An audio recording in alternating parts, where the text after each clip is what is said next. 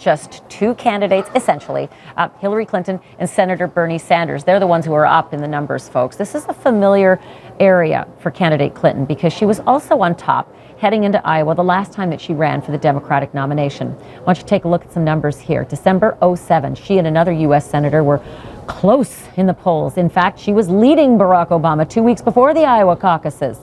And this is today. A new Bloomberg Des Moines Register poll puts Hillary Clinton ahead of Senator Sanders by the same margin that she led Barack Obama just 8 years ago. We all know how that turned out.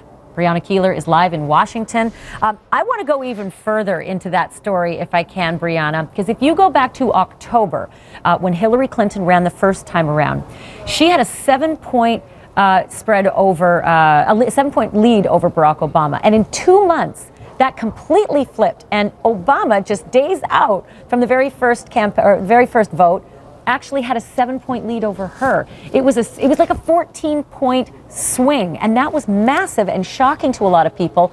And it makes me wonder if people aren't as surprised as what's happened between her and Bernie Sanders this time around. You know, I don't know if they're as surprised. I think that one of the things Hillary Clinton has taken from 2008 is that she can't take a lead for granted. I do think they're a little surprised that the race has gotten quite as tight as it has. But something that really struck me about that first graphic you put up there, she was leading Barack Obama a little bit. She was leading John Edwards. Remember, she didn't come in second. She came in third.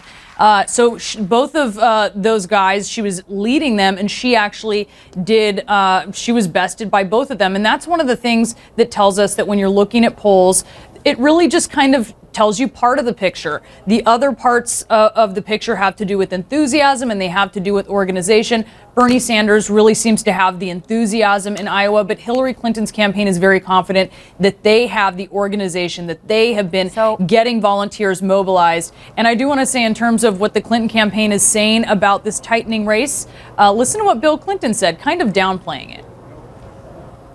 All they're doing now, which they should be doing, is talking about the differences in their positions. That's good. That's healthy. What about the polls tightening? Does it surprise you? No. I'm surprised it didn't happen 60 days ago.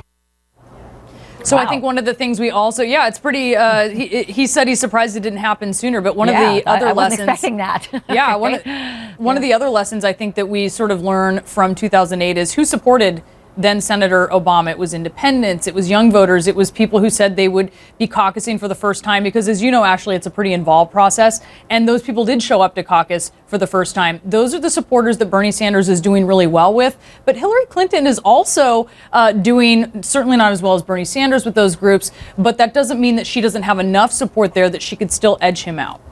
Well, you know, it's so surprising. It's like the déjà vu factor. I talked to David Challian about this yesterday. It's not just those younger voters who are supporting Sanders like they did Barack Obama. It's also the older voters supporting Clinton like they did back when she was running against Obama. It's just everything's so eerily similar. So here's what I got.